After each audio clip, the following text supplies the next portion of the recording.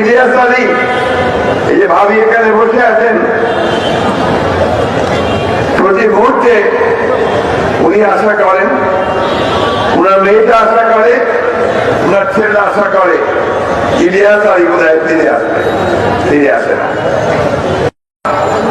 প্রধান অতিথি যেসব পরিবার আজকে গুম হয়ে গেছে তাদের সদস্যরা, ওই যে দেখুন ওইখানে একটা শিশু সে ছবি তুলছে, ওই কোণে একটা 6 বছরের বাচ্চা আছে, এইখানে আমার পাশে বসে আছে ইলিয়াস আলীর ছেলে।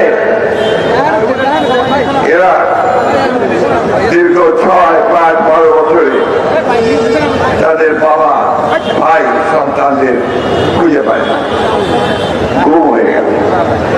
এরাই আজকে আমাদের প্রধান অতিথি, আমাদের জাতীয় স্থায়ী কমিটির সম্মানিত সদস্যবৃন্দ। একজন সদস্য আছেন যিনি গুম হয়ে গিয়েছিলেন, পরে আবার কি ভয়াবহ, তাকে ভারতে ফেলে দেওয়া হয়েছে, সেখানে থেকে 9 বছর থাকতে হয়েছে।